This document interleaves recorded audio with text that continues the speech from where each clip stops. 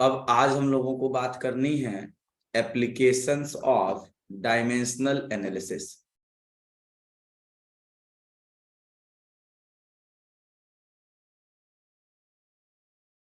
Applications of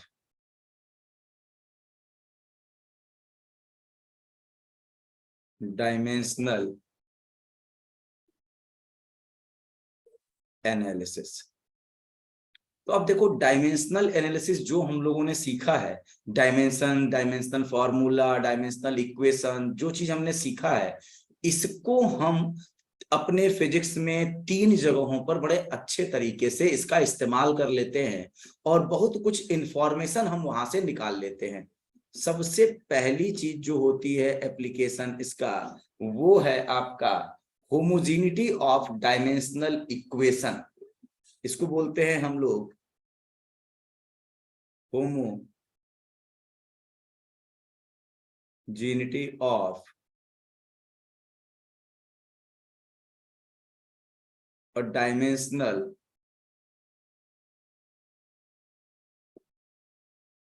ऐसे इसको लिखते हैं, होमोजेनिटी ऑफ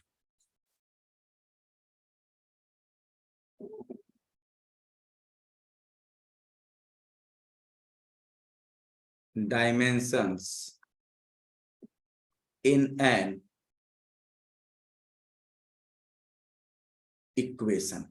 इसे हम ये चीज बोलेंगे homogeneity of dimensions in an equation, और इसको बोलते हैं चेकिंग द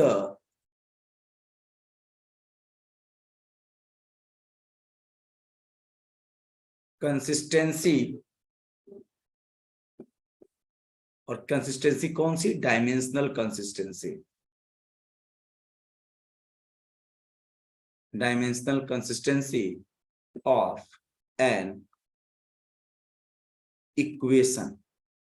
अब देखो, ये बात भले ही आपको ये हेडिंग थोड़ी बड़ी सी लग रही हो, लेकिन इसका सिंपल सा मतलब क्या है? होमोजीनियस का मतलब क्या होता है? एक समान, एक जैसा। और homogeneity of dimensions in an equation, एक इक्वेशन में जितनी भी चीजें हैं उन सब की डायमेंशन एक समान होनी चाहिए, इसका मतलब ये है। या फिर दूसरी चीज बात कर रहे हैं कि हम checking the dimensional consistency of an equation, एक इक्वेशन की हम डायमेंशनल कंसिस्टेंसी चेक करना चाहते हैं। ठीक, अब देखो इसका मतलब क्या है। अब अगर एक इक्वेशन की बात की जाए तो एक इक्वेशन के अंदर होते हैं टर्म्स। क्या होते हैं? टर्म्स। बोलो, इक्वेशंस के अंदर क्या होते हैं? टर्म्स। टर्म्स होते हैं। और टर्म्स होते क्या हैं? ऐसे चीजें जो प्लस, माइनस एंड इक्वल के सिंबल से सेपरेट हो रहे हैं, उनको हम टर्म्स बोलेंगे। जैसे अगर बोला जाए y equal to ax square plus bx plus c, ये एक इक्वेशन है। और इस इक्वेशन में टर्म कितने हैं? एक तो y है, दूसरा ax स्क्वायर है, तीसरा bx है, और चौथा c है। तो जो भी चीजें प्लस माइनस या इक्वल के साथ सेपरेट होंगी वो आपके क्या बोले जाएंगे? टर्म्स बोले जाएंगे। क्लियर? अगर मान लो ऐसा लिखा है आपने एक इक्वेशन, ऐसे भी तो लिखते हो फिजिक्स में, x equal to ut plus half at square, तो इसमें कितने टर्म हैं? बताओ सक्षम, कितने टर्म है इसमें? 3 टर्म है। एक होगा x, एक होगा ut, और दूसरा होगा हाफ at स्क्वायर। तो जो चीज भी प्लस माइनस या इक्वल के साथ सेपरेट हो वो सब आपके टर्म्स होते हैं। तो वही बात यहां पर कही जाती है कि अगर कोई एक फिजिक्स की इक्वेशन लिखी गई है तो वो इक्वेशन होमोजीनियस होनी चाहिए। और कैसे होमोजीनियस होनी चाहिए? मतलब सबके डायमेंशंस एक जैसे होने चाहिए। बात समझ में आ गई बेटा? ये यस सर। हर एक इक्वेशन में जो भी टर्म मौजूद हैं, हर एक टर्म की डायमेंशन सेम होनी चाहिए। यही बात कही जाती है homogeneity of dimensions in an equation. एक इक्वेशन में जितने भी आपके टर्म हैं उन सबके डायमेंशंस क्या होने चाहिए? होमोजीनियस। होमोजीनियस मतलब एक समान होने चाहिए। ठीक है, या वही बात हम कह रहे हैं कि चेकिंग द डायमेंशनल कंसिस्टेंसी, मतलब अगर एक इक्वेशन है उसमें हम चेक कर रहे हैं डायमेंशनल कंसिस्टेंसी, मतलब उस इक्वेशन में जितने टर्म है सबके डायमेंशंस एक जैसे होने चाहिए, तो वो चेक करना है। अगर मान लो कि कोई इक्वेशन ऐसा है, इस रूल इस वाले मतलब एप्लीकेशन का एक ड्रॉबैक भी है, और वो छोटा सा ड्रॉबैक है। जैसे मान लो कि कोई एक इक्वेशन है, उस इक्वेशन के आपने जितने टर्म्स थे सबकी आपने डायमेंशनल कंसिस्टेंसी चेक की और वो डायमेंशनली करेक्ट मिले। वो सारे के सारे क्या मिले? डायमेंशनली करेक्ट मिले, मतलब हर एक टर्म का डायमेंशन एक जैसा मिला, तो वो इक्वेशन डायमेंशनली करेक्ट हुआ। अब dimensionally correct equation physically correct भी हो सकता है और फिजिकली रॉन्ग भी हो सकता है। ये दोनों ऑप्शंस बनते हैं। मतलब अगर एक इक्वेशन डायमेंशनली करेक्ट है तो कोई गारंटी नहीं है कि वो इक्वेशन फिजिकली करेक्ट हो जाए। वो फिजिकली करेक्ट हो भी सकता है और फिजिकली करेक्ट नहीं भी हो सकता है। मतलब उस इक्वेशन को क्या हम अपने फिजिक्स में अप्लाई करेंगे जो डायमेंशनली करेक्ट है? तो आपको अगर फिजिक्स के रूल्स के बारे में जानकारी है और आपको मालूम है कि ये फॉर्मूला इस फॉर्मेट का होना चाहिए, इस तरह का होना चाहिए, अगर मालूम है, उस फॉर्मूले को याद रखे हो, तो आप उसे यूज कर लो। और अगर आपको नहीं पता है तो आप डायमेंशनली करेक्ट इक्वेशन को यूज करके आप अपने किसी फिजिक्स का रिजल्ट मत निकालना, क्योंकि अगर कोई इक्वेशन डायमेंशनली करेक्ट है तो इसका मतलब ये नहीं है कि वो इक्वेशन फिजिकली करेक्ट होगा। वो फिजिकली करेक्ट भी हो सकता है और फिजिकली रॉन्ग भी हो सकता है। लेकिन एक इक्वेशन के जो भी टर्म्स हैं, अगर उसको देखा गया और वो डायमेंशनली रॉन्ग हो गया, अगर वो क्या हो गया? डायमेंशनली रॉन्ग, तो वो आपकी इक्वेशन फिजिकली रॉन्ग ही होगी। वो कभी भी आपकी राइट नहीं हो सकती, करेक्ट नहीं हो सकता। अगर डायमेंशन ने कह दिया कि ये रॉन्ग है तो फिजिकली वो रॉन्ग होगा। अगर डायमेंशनली रॉन्ग है तो फिजिकली भी रॉन्ग होगा। लेकिन अगर डायमेंशनली करेक्ट है तो दो ऑप्शन होगा, या तो फिजिकली करेक्ट होगा या फिर फिजिकली रॉन्ग होगा। बात समझ में आ गई? Homogeneity of dimensions in an equation check करने का मतलब क्या है, या checking the dimensional consistency of an equation. इसका मतलब एक इक्वेशन में जितने भी टर्म हैं हर एक टर्म का डायमेंशन सेम होना चाहिए। अगर सेम है तो डायमेंशनली करेक्ट है, अगर सेम नहीं है तो डायमेंशनली रॉन्ग हो गया, अगर डायमेंशनली रॉन्ग तो फिजिकली रॉन्ग होगा। लेकिन अगर डायमेंशनली करेक्ट हो गया तो हमारे पास दो ऑप्शन बन गए, या तो वो इक्वेशन फिजिकली करेक्ट होगी या वो इक्वेशन फिजिकली रॉन्ग होगी। लेकिन अगर आपको एक इक्वेशन एक्चुअल में नहीं पता है लेकिन आपने उसकी डायमेंशनल कंसिस्टेंसी चेक कर ली और वो डायमेंशनली करेक्ट है, और चाहते हो कि उस इक्वेशन को अपने हम फिजिक्स के न्यूमेरिकल को सॉल्व करने के लिए अप्लाई करें, तो ऐसी गलती मत करना। अगर उस इक्वेशन के बारे में आपको सब कुछ पता है, मालूम है कि x equal to UT plus half a t square ही होता है और इसी की डायमेंशनल कंसिस्टेंसी चेक की गई है, तो आप तो इसे यूज कर लो। लेकिन अगर कहीं x equal to UT plus 3/2 AT square लिखा है तो ये इक्वेशन भी डायमेंशनली करेक्ट है, लेकिन ये इक्वेशन फिजिकली रॉन्ग है। मतलब हम इसको बोल सकते हैं कि डायमेंशनली करेक्ट है लेकिन ये इक्वेशन फिजिकली रॉन्ग है। इस इक्वेशन का यूज करके कोई फिजिक्स का न्यूमेरिकल सॉल्व नहीं करेंगे हम। बात समझ में आ गई बेटा? ये और ऐसा क्यों हो रहा है? अभी आप कुछ देर में समझ जाओगे।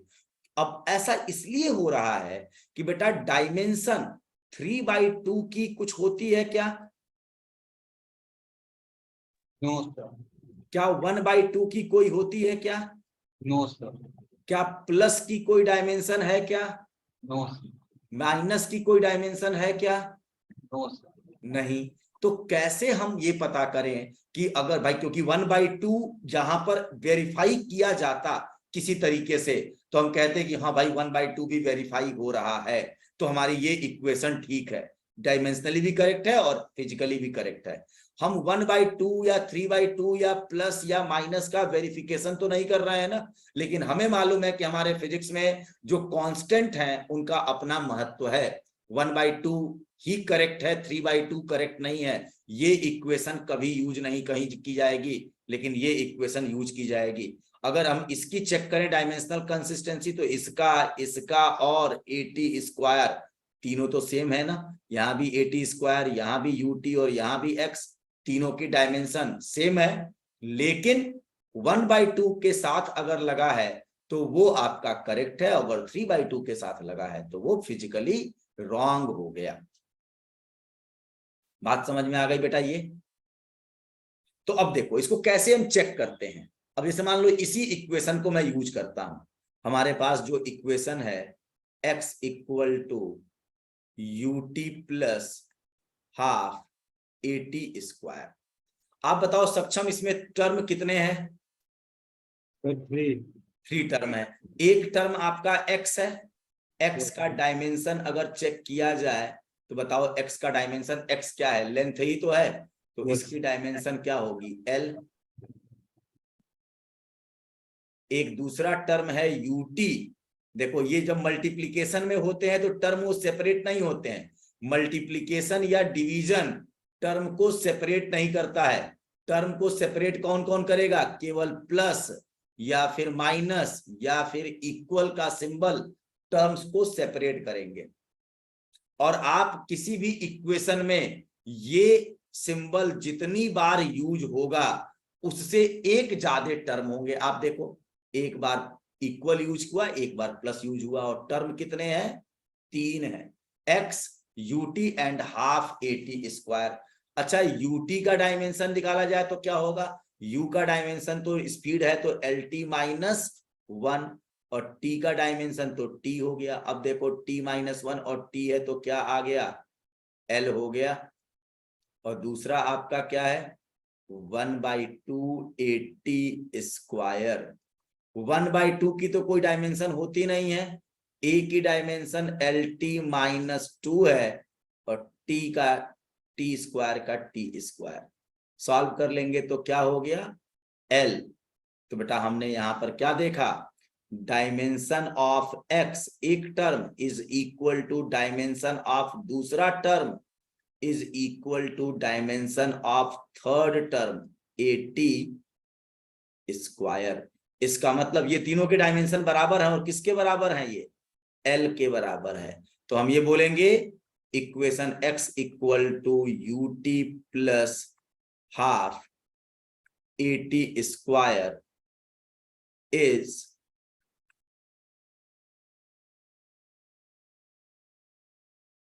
Dimensionally correct. क्या बोलेंगे इसे हम? Dimensionally correct.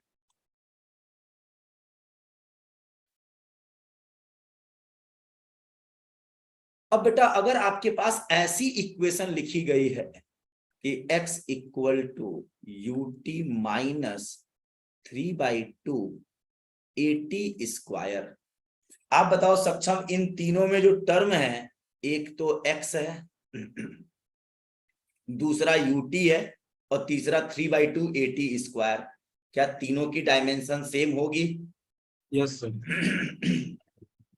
क्योंकि 1/2 हो या 3/2 हो या +1/2 हो या -3/2 हो, हम उसकी डायमेंशन नहीं चेक करते। हम किसकी चेक करते हैं? x की, UT की और AT² की। तो ये डायमेंशन तीनों की अभी भी बराबर है, UT की और 3/2 80 स्क्वायर की, और ये अभी भी L है, और ये इक्वेशन डायमेंशनली करेक्ट है, एंड ये इक्वेशन फिजिकली भी करेक्ट है। ये इक्वेशन फिजिकली भी करेक्ट, क्यों? क्योंकि ऐसी इक्वेशन क्लास 9th में हम लोगों ने पढ़ी है, सेम ये इक्वेशन, लेकिन ऐसी कोई इक्वेशन हमने पढ़ी नहीं है। ये इक्वेशन डायमेंशनली तो करेक्ट है, लेकिन ये इक्वेशन फिजिकली रॉन्ग है, तो ऐसी इक्वेशन को हम यूज नहीं करेंगे। तो इसका मतलब क्या हमें सीखा? ये हमने सीखा कि अगर कोई इक्वेशन डायमेंशनली करेक्ट है तो वहां पर एक कंफ्यूजन क्रिएट हो गया। वो इक्वेशन एक्चुअल में करेक्ट भी हो सकती है और एक्चुअल में रॉन्ग भी हो सकती है। मतलब जिससे हम फिजिक्स के न्यूमेरिकल सॉल्व करने के लिए अगर हम इस इक्वेशन का इस्तेमाल करें तो हमें यहाँ पर इसके एक्चुअल फॉर्मूले की जानकारी होनी चाहिए। मतलब डायमेंशनल एनालिसिस के अलावा हमें और भी जानकारी होनी चाहिए कि क्या ये इक्वेशन वास्तव में एग्जिस्ट करती है कि नहीं, या ये इक्वेशन वास्तव में एग्जिस्ट करती है कि नहीं। अगर डायमेंशन ने इसको मुहर लगा दिया कि ये करेक्ट है तो इसको हम एज इट इज करेक्ट नहीं मान लेंगे। हाँ, डायमेंशन के अकॉर्डिंग करेक्ट है। इक्वेशन में टर्म ऐसे आ सकते हैं, लेकिन वो इक्वेशन एक्चुअल में करेक्ट होगी इसकी कोई गारंटी नहीं है। लेकिन अगर कोई इक्वेशन डायमेंशनली रॉन्ग हो गया तो वो इक्वेशन एक्चुअल में रॉन्ग होगा ही होगा, वो इक्वेशन फिजिकली रॉन्ग होगा ही होगा। ठीक है, तो इसका मतलब है कि अगर कोई वास्तव में रियल इक्वेशन है अपनी, तो वो रियल इक्वेशन एक्चुअल में रियल में तो सही है ही, वो डायमेंशनली भी सही होनी चाहिए। ठीक है, तो फिजिकली करेक्ट इक्वेशन क्या डायमेंशनली करेक्ट होती है? बोलिए। Yes sir. अगर कोई इक्वेशन फिजिकली करेक्ट है तो वो डायमेंशनली भी करेक्ट होगी, एक्चुअल में भी करेक्ट होगी, वो सब करेक्ट होगी। लेकिन अगर कोई इक्वेशन फिजिकली ही रॉन्ग है तो वो डायमेंशनली रॉन्ग हो भी सकती है, नहीं भी हो सकती है। जैसे देखो, ये फिजिकली रॉन्ग है, लेकिन क्या ये डायमेंशनली रॉन्ग है? क्या नहीं, डायमेंशनली करेक्ट है, फिजिकली ये रॉन्ग है। समझ में आ गई बात ये? लेकिन अगर कोई इक्वेशन डायमेंशनली इनकरेक्ट हो गई, रॉन्ग हो गया, तो वो इक्वेशन फिजिकली रॉन्ग होगा। ये बात बड़ी इंपॉर्टेंट है, इस पर सवाल पूछे जाते हैं। जैसे अगर कोई इक्वेशन फिजिकली करेक्ट है तो वो इक्वेशन डायमेंशनली करेक्ट होगा। डीसी मतलब डायमेंशनली करेक्ट। अगर कोई इक्वेशन फिजिकली करेक्ट है तो डायमेंशनली करेक्ट होगा ही होगा। अगर कोई इक्वेशन फिजिकली रॉन्ग हो गया,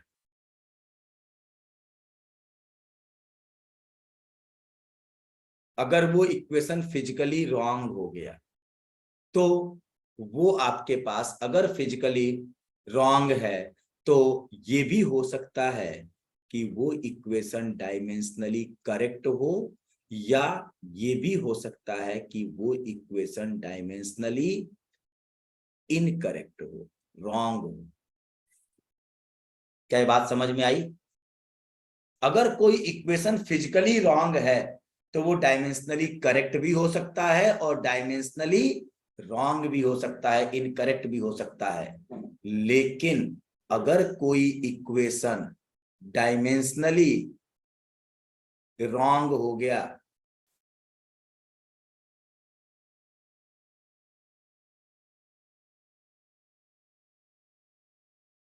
डायमेंशनली रॉन्ग हो गया तो वो इक्वेशन आपका फिजिकली रॉन्ग जरूर होगा। बात समझ में आ गई ये? बोलिए। यस। ठीक, तो ये बात आप हमेशा याद रखिएगा। फिजिकली रॉन्ग के लिए मैंने आर का इस्तेमाल कर लिया है वहां पे।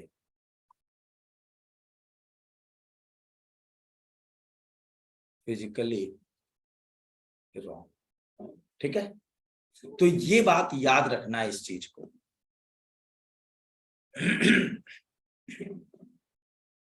अब इसके बाद इसको अपने दिमाग में समराइज कर लूं। मतलब अगर डायमेंशन ने कह दिया कि ये करेक्ट है तो ठीक है, करेक्ट है, लेकिन फिजिकली करेक्ट हो भी सकता है, फिजिकली रॉन्ग भी हो सकता है। अब इसको उल्टा करके घुमा दिया जाता है। अगर कोई इक्वेशन, बच्चों को देखो, ये वाली बात तो तुरंत करेक्ट हो जाती है, फिजिकली करेक्ट है तो डायमेंशनली करेक्ट होगी। अगर फिजिकली रॉन्ग इक्वेशन है तो ऑप्शन मल्टीपल चॉइस क्वेश्चन में फिजिकली रॉन्ग इक्वेशन क्या डायमेंशनली करेक्ट हो सकती है? हाँ या ना, सक्षम बताओ। सर हो सकती है। एग्जाम्पल दो कोई। फिजिकली रॉन्ग इक्वेशन और डायमेंशनली करेक्ट अभी हमने कराया है। हाँ सर, वही पिछला वाला x equal to ut minus 3/2 AT AT square. Square. ये इक्वेशन डायमेंशनली करेक्ट है, यस सर। डायमेंशनली करेक्ट है लेकिन फिजिकली रॉन्ग है, यस ठीक है। तो अगर कोई फिजिकली रॉन्ग इक्वेशन है तो वो डायमेंशनली करेक्ट भी हो सकती है और डायमेंशनली रॉन्ग भी हो सकती है, दोनों हो सकता है। इसको हम रॉन्ग ही लिख दें यहाँ पे, डायमेंशनली रॉन्ग दोनों हो सकता है। लेकिन अगर कोई इक्वेशन डायमेंशनली रॉन्ग हो गया तो वो फिजिकली रॉन्ग होगा ही होगा, ठीक। अब इसके बाद हम लोग दूसरा एप्लीकेशन इसका देखेंगे,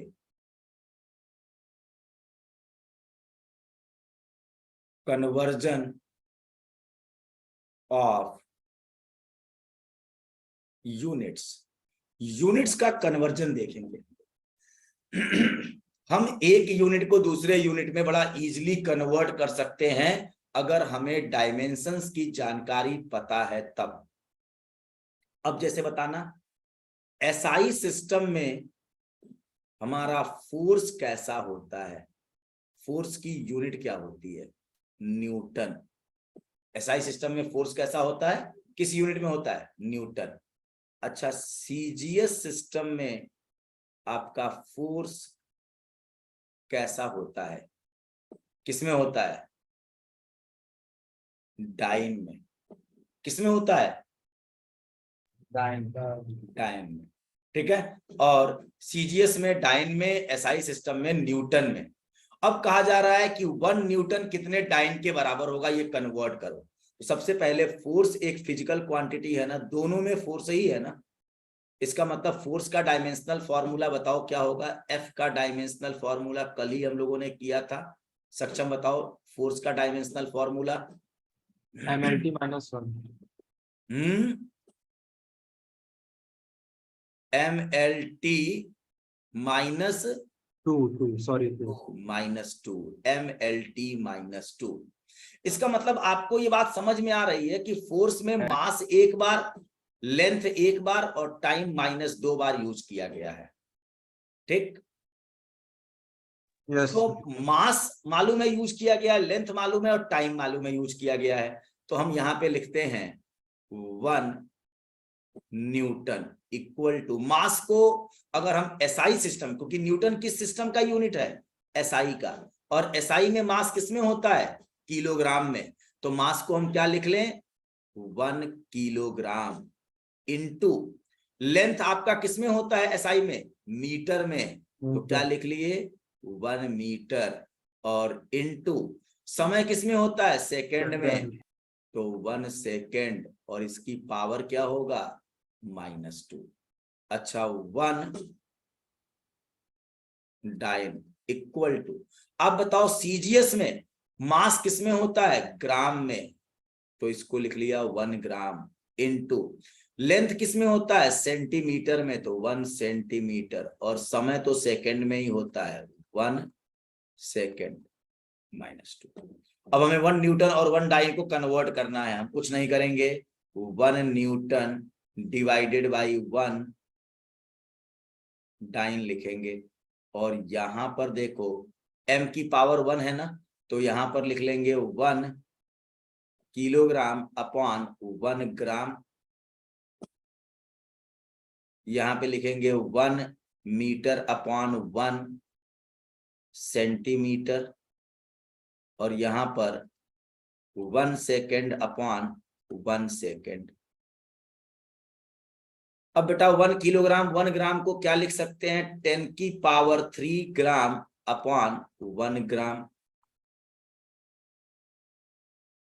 1 मीटर को सेंटीमीटर में करो, 10 की पावर 2 सेंटीमीटर अपॉन 1 सेंटीमीटर। और तीसरा 1 सेकेंड अपॉन 1 सेकेंड की पावर -2। ये तो कैंसिल हो गया, 1 सेंटीमीटर इससे कैंसिल, 1 ग्राम इससे कैंसिल, क्या बचा आपके पास 10 की पावर 3 इंटू 10 की पावर 2 मतलब 10 की पावर 5, और क्रॉस मल्टीप्लाई करके देखो तो क्या आ रहा है, 1 न्यूटन इक्वल टू 10 की पावर 5 डाइन। क्लियर हुई बात बेटा ये? तो हम लोग अपने यूनिट का कन्वर्जन बड़ा इजीली कर लेते हैं एक सिस्टम से दूसरे सिस्टम में। बस हाँ, मालूम है कि भाई एसआई सिस्टम में फोर्स न्यूटन में होता है, सीजीएस सिस्टम में फोर्स डाइन में होता है। मालूम है एसआई सिस्टम में आपका लेंथ होता है मीटर में, मास होता है किलोग्राम में, समय होता है सेकंड में। और सीजीएस सिस्टम में आपका मास होता है ग्राम में, लेंथ होता है सेंटीमीटर में, और समय होता है सेकंड में। तो हमने बस उसी को ऐसे लिखा। अब देखो 1 न्यूटन का मतलब होता है 1 किलोग्राम, 1 मीटर 1 सेकेंड -2। 1 डाइन का मतलब होता है 1 gram into 1 centimetre into 1 second की पावर -2। 1 न्यूटन इक्वल टू क्या होता है 1 किलोग्राम मीटर पर सेकेंड स्क्वायर, और 1 डाइन इक्वल टू क्या होता है 1 ग्राम सेंटीमीटर पर सेकेंड स्क्वायर। यही तो होता है, तो मैंने यही तो लिखा है। और लेकिन इस चीज को कहां से देख के लिख लिया मैंने, इसको देख के लिख लिया। अगर आपको न पता हो कि कौन सी चीज में कौन कितना होता है, तो आप उसका डायमेंशनल फॉर्मूला लिख लो और इसके बाद ये काम कर लो। समझ में आ गई बात बेटा ये? ठीक, Saksham? Yes sir. Ankur? Yes sir. ठीक। अब देखो हम लोग एक चीज और करेंगे, फोर्स कर लिया, हम थोड़ा प्रेशर की बात करें, प्रेशर का कन्वर्जन करें। प्रेशर एसआई सिस्टम में आपका जो प्रेशर है किसमें यूज किया जाता है, पास्कल में। और सीजीएस सिस्टम में आपका जो प्रेशर है वो किसमें यूज किया जाता है, डाइन पर सेंटीमीटर स्क्वायर। इसको हम लोग बोलते हैं सीजीएस प्रेशर, इसे हम सीजीएस प्रेशर भी बोलते हैं। डाइन पर सेंटीमीटर स्क्वायर को हम सीजीएस प्रेशर के नाम से भी जानते हैं। हम चाहते हैं कि प्रेशर का कन्वर्जन डाइन पर सेंटीमीटर स्क्वायर में हो जाए आसानी से। अब बेटा बताओ पहले प्रेशर का डायमेंशनल फॉर्मूला। प्रेशर का डायमेंशनल फॉर्मूला क्या होता है, फोर्स अपॉन एरिया। तो फोर्स अपॉन एरिया तो m L-1 T-2 ऐसा होगा क्या? Yes sir. हाँ, यस सर। mLT-2 है अपॉन L2 लिखेंगे, और L2 ऊपर जाएगा L-2 होगा, और L+1 -2 तो -1 आ जाएगा। इसका मतलब ये है कि 1 pascal, 1 pascal equal to, pascal किसमें है, एसआई में। तो एसआई में देखो मास यहाँ पर कितनी बार, प्रेशर में मास कितनी बार यूज किया गया, एक बार, ये बता रहा है यहाँ पे पावर 1। लेंथ कितनी बार, -1 बार, और टाइम कितनी बार, -2 बार। तो 1 पास्कल इक्वल टू क्या होगा, 1 किलोग्राम 1 मीटर इंटू 1 सेकेंड की पावर -2। 1 डाइन पर centimetre square equal to 1 gram into 1 centimetre into 1 second की पावर -2। अब बेटा बस हमको इसको डिवीजन कर देना है, 1 पास्कल अपॉन 1 डाइन पर सेंटीमीटर स्क्वायर इक्वल टू, अब देखो 1 किलोग्राम 1 ग्राम है, हमको मालूम ही है, ये क्या हो जाएगा 10 की पावर 3 आ जाएगा, इंटू 1 मीटर 1 सेंटीमीटर, ये 10 की पावर क्या आएगा 2 आएगा, और इसकी पावर हमने क्या किया, माइनस लगाना भूलेगा। हाँ वहां पे माइनस लगाएंगे। हमने देखो किलोग्राम ग्राम अपॉन किया, लेकिन m की पावर 1 था तो हमने इसको 1 कर दिया, मीटर सेंटीमीटर 10 की पावर 2 आया, लेकिन इसके पावर -1 है तो l की पावर -1 लगा दीजिए, और आपके पास सेकंड है कैंसिल आ जाएगा 1 और 1 की पावर -2, चाहे कुछ भी करो -2 कोई दिक्कत नहीं है, तो ये आ गया 10 की पावर 3 इंटू 10 की पावर -2 इक्वल टू 10, तो 1 पास्कल इक्वल टू 10 डाइन पर सेंटीमीटर स्क्वायर। इसको हम ऐसे भी कर सकते हैं, कोई जरूरी नहीं है कि हम यही डायमेंशनल एनालिसिस का ही इस्तेमाल करके करें, हमें कोई वो नहीं है। 1 पास्कल बेटा होता है, 1 पास्कल इक्वल टू होता है 1 न्यूटन पर मीटर स्क्वायर। अच्छा 1 न्यूटन को अभी हमने प्रूव किया था 10 की पावर 5 डाइन, और मीटर को सेंटीमीटर में करोगे तो 10 की पावर 4 सेंटीमीटर स्क्वायर, ऐसा होगा। देखो इसको हम डायरेक्ट ऐसे भी कर लेते हैं, कोई जरूरी नहीं कि हम यही वाला रास्ता अपनाएं, बस हम चूंकि अब एनालिसिस कर रहे हैं तो बस ये दिखाना चाहते हैं कि इस तरीके से भी हम अपनी चीजों को क्या कर सकते हैं। अगर कहीं पर यूनिट का कन्वर्जन करने में फंसे तो ये आपका ऐसा तरीका है जो आपको आराम से बाहर निकाल देगा, हाँ थोड़ा टाइम लेगा लेकिन बाहर निकाल देगा आपको। 10 की पावर 4 10 की पावर 5 कैंसिल हो जाएगा, क्या आ जाएगा 10, और यहाँ पे 1 पास्कल इक्वल टू क्या हो जाएगा 10 डाइन पर सेंटीमीटर स्क्वायर।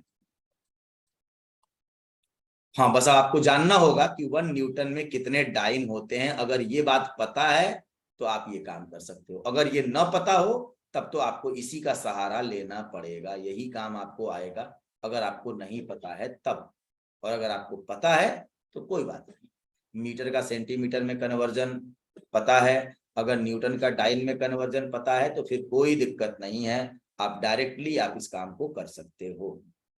समझ में आ गई बात बेटा ये? यस ठीक, अब देखो इसके बाद हम लोगों को इसमें करना होता है एक लास्ट एप्लीकेशन, बेटा आगे बढ़े। यस ठीक, लास्ट एप्लीकेशन आपका है तीसरा, और ये है डिड्यूसिंग द रिलेशन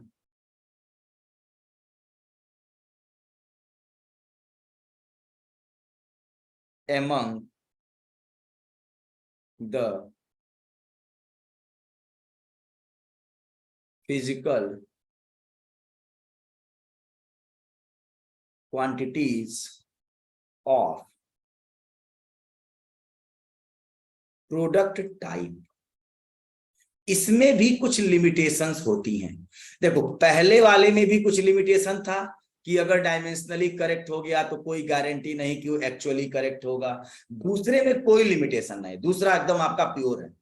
थर्ड में भी लिमिटेशन है कि अगर आपके पास एक फिजिकल क्वांटिटी है वो कई फिजिकल क्वांटिटी के ऊपर डिपेंड कर रही है तो उस डिपेंडेंसी का रिलेशन हम आपस में बता सकते हैं, बशर्ते ये है कि जो फिजिकल क्वांटिटीज डिपेंड कर रही हैं मतलब उसके ऊपर, तो वो आपस में प्रोडक्ट टाइप की हो। मतलब अगर कोई एक इक्वेशन ऐसी है x equal to ut plus half at square, तो इस तरह की इक्वेशन हम इस तरीके के इस मेथड से नहीं बता सकते। क्यों? क्योंकि x में आपका एक ut भी है और एक हाफ at स्क्वायर और बीच में एडिशन है, ये प्रोडक्ट टाइप की इक्वेशन नहीं है। मतलब एक तरफ जैसे F इक्वल टू हम बोलते हैं ना ma, तो ये प्रोडक्ट टाइप की इक्वेशन है। यहाँ पर मास और एक्सेलरेशन का मल्टीप्लाई होके फोर्स बना। जैसे अगर आप देखें energy equal to half mv square, यही आपका क्या होता है पोटेंशियल एनर्जी mgh। तो इस तरह के इक्वेशन प्रोडक्ट टाइप के बोले जाएंगे, इस तरह के प्रोडक्ट टाइप के बोले जाएंगे, ये प्रोडक्ट टाइप का बोला जाएगा, ये प्रोडक्ट टाइप का नहीं है।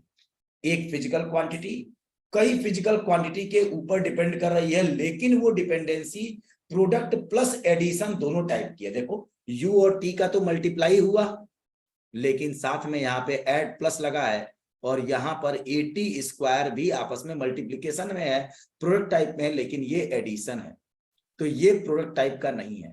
तो ऐसा कोई रिलेशन या इक्वेशन का स्ट्रक्चर होगा तो उसको हम डिराइव नहीं कर सकते, इसको इसको इसको ये सब हम डिराइव कर सकते हैं। ठीक है।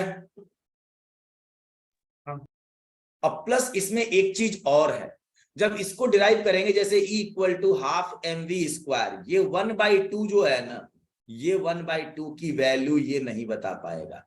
अगर किसी प्रोडक्ट टाइप के इक्वेशन में कोई नंबर कांस्टेंट आ रहा है तो उस कांस्टेंट नंबर के बारे में ये मेथड आपको नहीं बता सकता। वो आपको अपने फिजिक्स की नॉलेज, जब आप उस चैप्टर को पढ़ोगे, वहां पर फिजिकली एक्सपेरिमेंटली उसको देखोगे, तभी ये बात बताई जा सकती है। उस तरीके से आप डायरेक्ट इस बात को नहीं बता सकते हो। क्लियर हुई बात? बताइए। यस। सक्षम, कोई दिक्कत इसमें? नो अंकुर? नो। ठीक, चलो अब हम लोग यहाँ पर एक क्वेश्चन करेंगे, 2-3-4 क्वेश्चन करके हम लोग इसको देखें। जैसे मान लो बोला जा रहा है कि एक सिंपल पेंडुलम है, उस सिंपल पेंडुलम का टाइम पीरियड t जो है वो आपका किसके किसके ऊपर डिपेंड कर रहा है। उस बॉब के, सिंपल पेंडुलम में होता क्या है, एक थ्रेड होती है, थ्रेड की एक पर्टिकुलर लंबाई होती है, और एक बॉब होता है। बॉब एक मतलब पीतल का आपका एक स्फेरिकल बॉल होता है जिसको उसको बांधा गया होता है, और आपके पास वहां पर एक्सीलरेशन ड्यू टू ग्रेविटी होती है।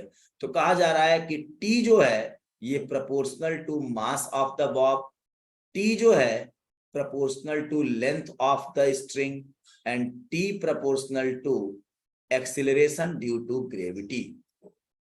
तो आपसे कहा, और ये बताया जा रहा है कि ये m, l और g ये आपस में t के साथ प्रोडक्ट टाइप का रिलेशन दे रहे हैं। तो आप बताइए कि t का m, l, g के साथ क्या रिलेशन है। क्लियर हुई बात? बताइए। यस। ठीक, तो हम यहां पे लिखेंगे t प्रोपोर्शनल टू m की पावर a। अब हमको ये नहीं पता है कि m कितनी बार यूज हुआ या l कितनी बार यूज हुआ, हमको नहीं पता है, तो l की पावर b कर दिया और g की पावर c कर दिया। हमको नहीं पता है, a b c हमने उसके ऊपर पावर लगा दी, और हमने पावर क्या लगा दी, वो m, l और g की आपकी क्या है, डायमेंशंस लगा दी मैंने, m की पावर a, l की पावर b एंड g की पावर c। और हमको क्वेश्चन में दिया गया है कि ये जो रिलेशन है वो कैसा है, प्रोडक्ट टाइप का। बताया जाएगा आपको कि ये कैसा है, प्रोडक्ट टाइप का। अगर प्रोडक्ट टाइप का नहीं है तो आप ये काम नहीं कर सकते। और ये आपके स्कूल के मतलब एनसीईआरटी के बुक में ये वाला आपको एग्जाम्पल दिया भी है, और अक्सर स्कूल के एग्जाम में ये वाली प्रूविंग पूछ ली जाती है। बोला जाता है कि सिंपल पेंडुलम जिसके बॉब का मास है m, उसका लेंथ है l, और उसका एक्सेलरेशन ड्यू टू ग्रेविटी वहां पर g है। तो आप बताओ टाइम पीरियड का एक रिलेशन बनाइए जिसमें m, l और g आते हों। स्कूल में भी आपकी ये बात कराई गई होगी, स्कूल में हुआ है कि नहीं बेटा? ये यस। ये एनसीईआरटी की आपकी बुक का ही एक क्वेश्चन भी है, और ऐसे बहुत से क्वेश्चंस हैं जिस पर हम लोग काम करेंगे अभी। ठीक बेटा, जब आपको मालूम है कि प्रोपोर्शनलिटी हटाते हैं तो कोई कांस्टेंट ले आते हैं, ये बात पता है? प्रोपोर्शनलिटी हटा के कांस्टेंट ले आते हैं, क्या ये बात पता है? यस। ठीक है, तो हमने इसकी जगह पर एक कांस्टेंट ले लिया k, और m की पावर a, l की पावर b और g की पावर c, और यहाँ पर k जो है वो है dimensionless.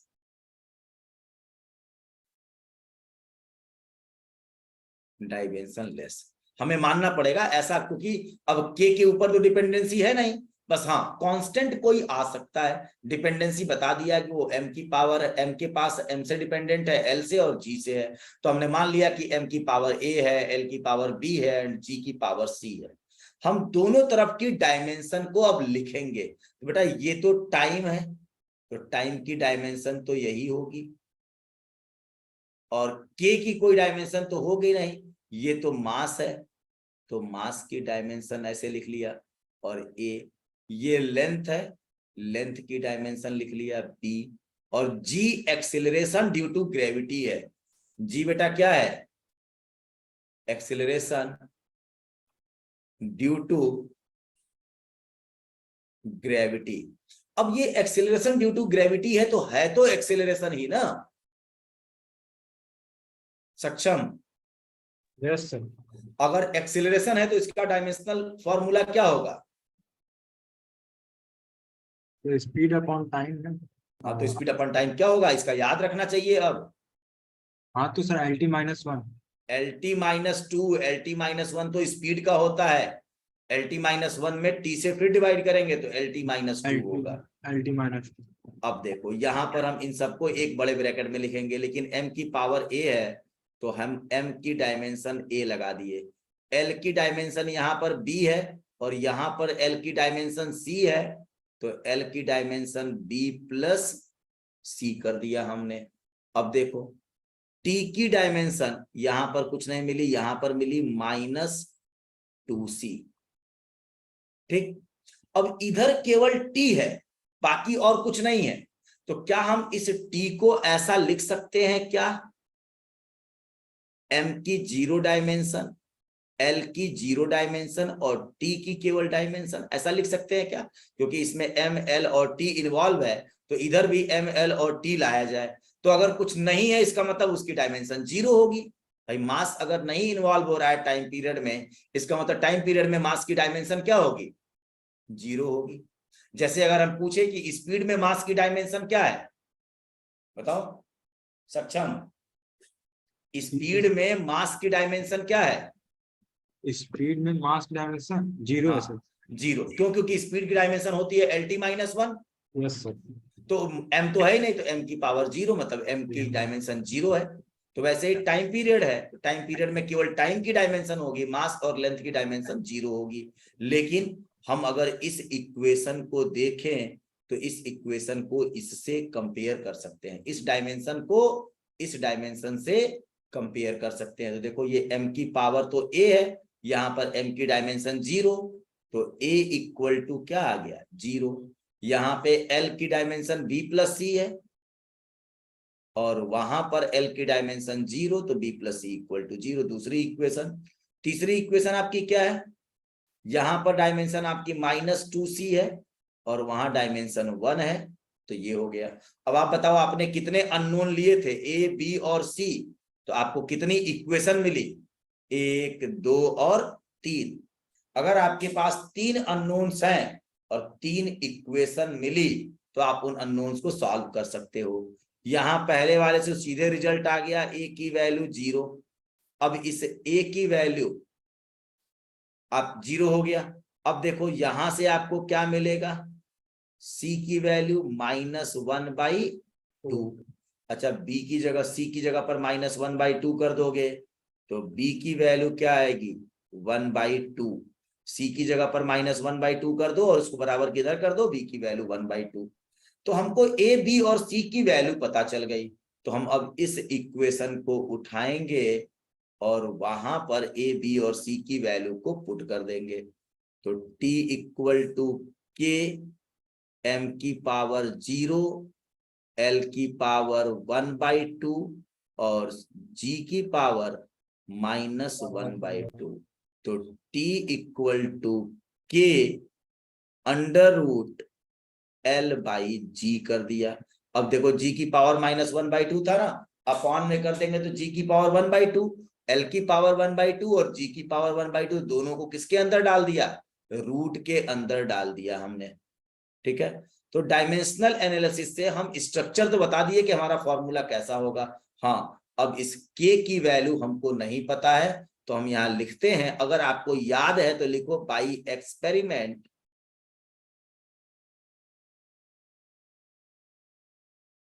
k equal to 2 pi. Experiment से देखा गया कि k की वैल्यू किसके बराबर है, 2 पाई के बराबर। अब अगर आपको याद है तो ठीक है, नहीं याद है तो इस वाले आप चैप्टर में, अगर स्कूल में एग्जाम होता है और आपने यहां तक अपना आंसर निकाल के छोड़ दिया तो कोई गलत नहीं कहेगा, लेकिन अगर तुम k की वैल्यू को ऐसे बोल के लिख देते हो तो t इक्वल टू क्या हो जाएगा, 2 pi under root L by g. ठीक है, तो ये हमारा टाइम पीरियड का रियल फॉर्मूला है, t equal to 2 pi under root L by g. Clear हुई बात बेटा ये? अब देखो यहां पर आपको ये बात, एक चीज समझ में आई कि जो टाइम पीरियड है वो मास से इंडिपेंडेंट है। टाइम पीरियड क्या है, मास से इंडिपेंडेंट है। मास से इंडिपेंडेंट होने का मतलब मास वहां पर रोल अदा नहीं कर रहा है, मास का कोई रोल नहीं है, t प्रोपोर्शनल टू m की पावर 0 है। इसका मतलब टाइम पीरियड में बॉब चाहे छोटे मास का हो चाहे बड़े मास का हो, कोई दिक्कत नहीं है। टाइम पीरियड आपका मास के ऊपर डिपेंड नहीं करेगा। टाइम पीरियड किसके ऊपर डिपेंड करेगा, length of the string and acceleration due to gravity के ऊपर डिपेंड करेगा। और इस चीज को आपने कभी, बहुत से ऐसे वायरल वीडियोज होते हैं, आपने देखा होगा, MIT के एक प्रोफेसर है डॉक्टर वॉल्टर लेविंसन, उन्होंने क्या किया था, अपने क्लासरूम के अंदर ये एक्सपेरिमेंट बच्चों को पढ़ा रहे थे तो उसमें करके दिखाया था। MIT वर्ल्ड का नंबर 1 टेक्निकल इंस्टीट्यूट है, मैसाचुसेट्स इंस्टीट्यूट ऑफ टेक्नोलॉजी, वहां पर वो प्रोफेसर थे और वहां क्लासरूम के अंदर उन्होंने क्या किया था, एक बड़ा सा छत से एक रस्सी बांधी थी और बड़ा सा एक बॉल लिया था, ठीक है, और इसको इन्होंने ऐसे ऐसे छोड़ दिया, यहां से यहां पे ऐसे छोड़ दिया और इसको ऐसे जाने दिया, वापस ऐसे वापस आया यहां पे। तो उसका टाइम पीरियड इन्होंने कैलकुलेट किया, मेजर किया, किससे, एक इंस्ट्रूमेंट से। इसके बाद इन्होंने क्या किया, ये बच्चों को प्रूव करने के लिए दिखाया कि वो इसी रस्सी इतनी मजबूत थी कि वो उसी के ऊपर खुद बैठ गए, उस रस्सी के ऊपर खुद ऐसे लेट गए, रस्सी को पकड़ के ऐसे झूल गए और फिर ये ऑसिलेशन परफॉर्म कराया और करने के बाद टाइम पीरियड का मेजरमेंट किया और सेम आया। इसका मतलब पहले बॉब आपका एक स्फीरिकल बॉल था, अब उस बॉल के ऊपर ये खुद बैठ के रस्सी को पकड़ लिए, झूला झूल गए एक बार, और उसके बाद भी टाइम पीरियड में चेंज नहीं आया। तो इसका मतलब यह है कि आपने मास तो चेंज कर दिया, रस्सी वही थी और वहां पर जी आपका वही है, उसी लैब में आपने काम किया तो जी तो वहां भी चेंज नहीं हुआ, तो आपका टाइम पीरियड चेंज नहीं हुआ। ये एक्सपेरिमेंटली भी शो करके उन्होंने दिखाया। ठीक है, तो जब कभी आप लैब में ये काम कर रहे हो तो उस केस में आप ध्यान रखना कि अगर किसी को छोटा बॉब मिल गया या किसी को बड़ा बॉब मिल गया तो उसमें कोई दिक्कत नहीं है। क्लियर हुई बात बेटा? ये बॉब के मास के ऊपर आपका टाइम पीरियड डिपेंड नहीं करता है, मास चाहे कुछ भी हो। अक्सर ये सवाल पूछा जाता है कि prove that the time period of a simple pendulum does not depend on the mass of the Bob. तो हमको कुछ नहीं करना होता है, यही वाली प्रूविंग को करके दिखा देना होता है और बताना होता है कि देखो यहाँ पर m की पावर आया 0, मतलब m का डायमेंशन आया 0, तो इसका मतलब है कि t is independent of mass, t मास से डिपेंड नहीं करेगा। क्लियर हुई बात बेटा? ये यस सक्षम, यस सर, अंकुर, यस ठीक है। और इस वाले रूल में ड्रॉबैक क्या है कि हम इस k की वैल्यू यहां भी नहीं बता सकते। जैसे पहले वाले रूल में ड्रॉबैक एक था कि अगर वो इक्वेशन डायमेंशनली करेक्ट हो गई तो हमको कंफ्यूज कर दिया, पता नहीं वो एक्चुअल में करेक्ट होगी कि नहीं होगी। अगर कोई इक्वेशन एक्चुअल में रॉन्ग है तो भी हम कंफ्यूज हैं। अगर एक्चुअल में रॉन्ग है तो हो सकता है कि डायमेंशनली करेक्ट हो, कोफिशिएंट का बैलेंस ना हो रहा हो तो एक्चुअल में रॉन्ग हो गया वो, या हो सकता है डायमेंशनली रॉन्ग भी हो, दोनों चीजें हो सकती हैं। अगर एक इक्वेशन डायमेंशनली ये एक्चुअल में इनकरेक्ट है तो वो इक्वेशन डायमेंशनली करेक्ट हो भी सकती है और नहीं भी हो सकती। वैसे ही अगर एक इक्वेशन डायमेंशनली करेक्ट है तो वो एक्चुअल में करेक्ट हो भी सकती है या फिर नहीं भी हो सकती है। ठीक, आगे बढ़े। यस ठीक है, अब देखो यहां पर एक क्वेश्चन और हम करते हैं। एक क्वेश्चन ये है कि एक पार्टिकल है जो सर्कल के ऊपर चल रहा है, इस पार्टिकल का मास है m, उस सर्कल पे जब चल रहा है तो सर्कल पे चलते हुए यूनिफॉर्म सर्कुलर मोशन कर रहा है, तो सर्कल पर चलते हुए पार्टिकल की स्पीड है v और सर्कल का रेडियस r है। तो ये बात हम बता रहे हैं आपको, अभी हो सकता है सर्कुलर मोशन आपने न पढ़ा हो, तो सर्कुलर मोशन में पार्टिकल को सर्कल पे चलने के लिए एक सेंट्रिपिटल फोर्स की रिक्वायरमेंट होती है। तो आपको क्वेश्चन में बताया गया है कि F प्रोपोर्शनल टू m है, v है एंड r है, तीनों के प्रोपोर्शनल है। तो अब हमको मालूम नहीं है कि m कितनी बार यूज होगा, v कितनी बार यूज होगा, r कितनी बार होगा, तो हमने m की पावर a, v की पावर b और r की पावर c मान लिया और इस f को हमने लिख दिया k m की पावर a, v की पावर b एंड r की पावर c हमने मान लिया। अब दोनों तरफ आपके पास डायमेंशन को बैलेंस कर दो, राइट हैंड साइड पर डायमेंशन फोर्स का है तो इधर हो जाएगा mlt -2 और इधर k तो डायमेंशन लेस होता है, m मास ही है, m के डायमेंशन a कर दिया, v आपका स्पीड है तो lt -1 कर दिया, डायमेंशन b लगा दिया, और आपका r क्या है, रेडियस है तो इसको हमने l कर दिया ऐसे। अब दोनों तरफ देखो तो यहां पर क्या आ गया, m की डायमेंशन तो a हो गया, L की डायमेंशन यहाँ पे C लगाना पड़ेगा, L की डायमेंशन तो इधर से B और उधर से C आया और T की डायमेंशन -B आया और ये डायमेंशन बराबर हो जाएगा किसके, MLT -2 के। तो M की डायमेंशन 1 है, L की 1 है और यहाँ पे ऐसे तो देखो M की डायमेंशन A है तो A = 1, b + c = 1 और -b = -2। तो बेटा a की वैल्यू तो 1 तो हमको साफ साफ दिख रहा है, ये a = 1 और यहां से हमको दिख रहा है b = 2 क्योंकि -b = -2 तो b = 2। अब b की वैल्यू 2 है तो 2 + c = 1 है, तो जाहिर सी बात है कि c की वैल्यू क्या होगी, b + 2 = 1 तो -1 होगा।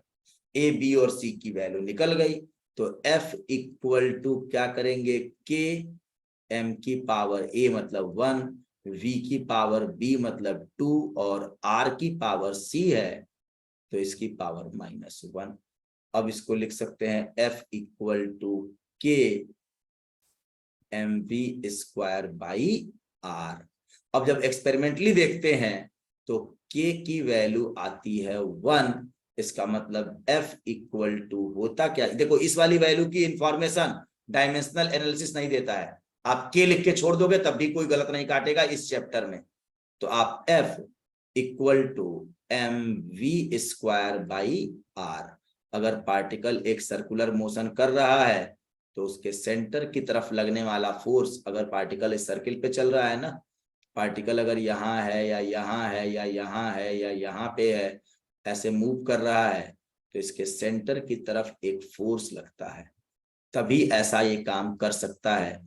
ये बात हम लोग सर्कुलर मोशन में पढ़ेंगे और उस फोर्स का फॉर्मूला होता है mv²/r। क्लियर हुई बात बेटा ये? Yes sir. ठीक है, तो इस तरीके से बहुत सारी चीजें आपको डायमेंशनल एनालिसिस में करने को मिलती हैं। ठीक, यस सर। क्लियर हुई बात बेटा ये?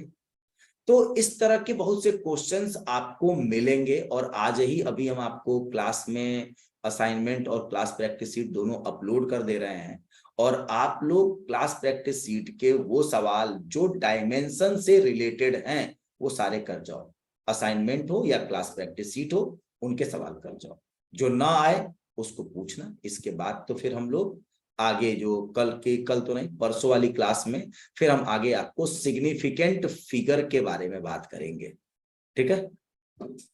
और अभी सीट हम अपलोड कर देंगे तो आप उसके क्वेश्चंस कल तक करना और बहुत आसान आसान क्वेश्चंस होते हैं, ठीक है। कई क्वेश्चंस तो ऐसे भी होंगे कि अगर हम इन 3 फिजिकल क्वांटिटी को बेस क्वांटिटी मान लें, जैसे हमारे पास 7 बेस क्वांटिटी होती हैं, अगर उसमें से कहा जा रहा है कि नहीं इन 3 को हम बेस क्वांटिटी मान लें, तो उस केस में हमारे पास किसी एक क्वांटिटी का बोलेगा कि डायमेंशनल फॉर्मूला क्या होगा। जैसे आपसे कहा जाए कि एनर्जी, वेलोसिटी, फोर्स को हमने बेस क्वांटिटी मान लिया, एनर्जी, वेलोसिटी एंड फोर्स को हमने क्या मान लिया, बेस क्वांटिटी मान लिया, तो मास का डायमेंशनल फॉर्मूला बताइए इनके फॉर्म में। तो जब भी इस तरह का क्वेश्चन मिले आपको, तो उस केस में एक तो आपका एक शॉर्टकट ट्रिक होता है कि आपको थोड़ा जानकारी होनी चाहिए, फिजिक्स के फॉर्मूलेज की जानकारी होनी चाहिए। इन 4 क्वांटिटीज से मिला के, इन 4 क्वांटिटी को मिला के कोई फॉर्मूला आपने पढ़ा है क्या? एनर्जी, वेलोसिटी, फोर्स और मास को मिला के कोई आपने फॉर्मूला पढ़ा है क्या? अगर वो फॉर्मूला पढ़ा है तो डायरेक्ट उसको लिख दो, उसको क्या करो, डायरेक्ट लिख दो। और अगर नहीं पढ़ा है तो यही वाला तरीका अपनाओ, mass is proportional to E की पावर ए, वी की पावर बी और एफ की पावर सी।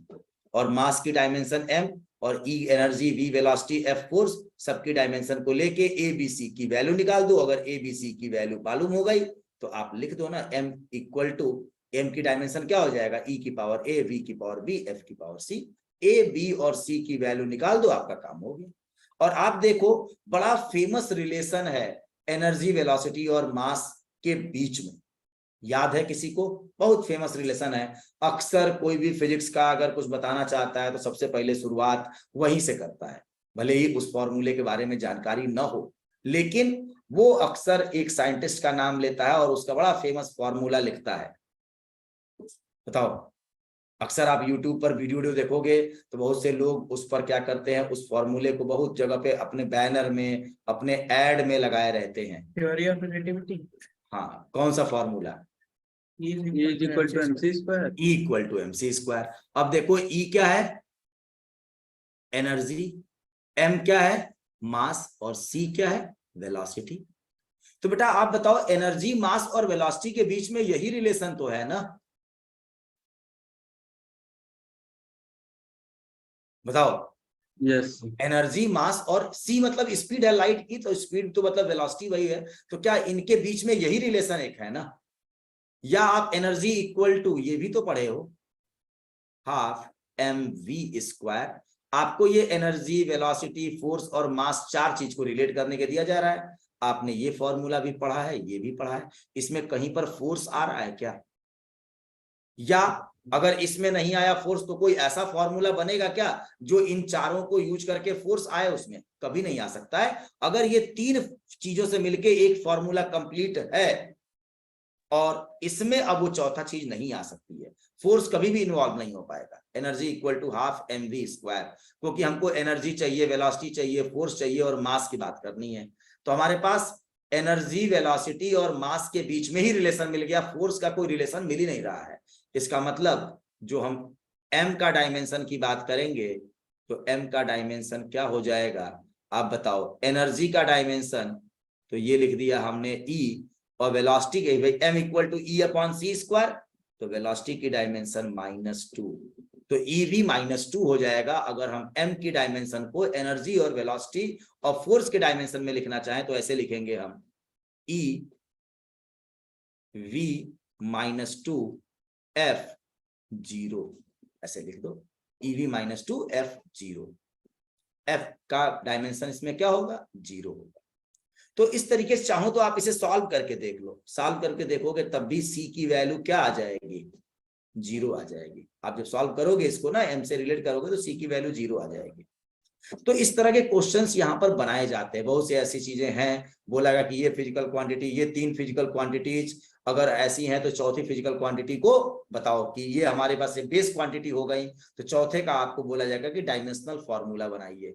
जबकि हम लोग 7 बेसिक क्वांटिटीज को यूज करके अपने डायमेंशनल फॉर्मूला बनाते हैं, लेकिन सवाल में अक्सर ऐसा दे दिया जाता है कि अगर ये और ये बेस क्वांटिटी मान ली जाए तो बताओ इसका डायमेंशनल फॉर्मूला क्या होगा। क्लियर हुई बात बेटा? ये यस सर। ठीक है।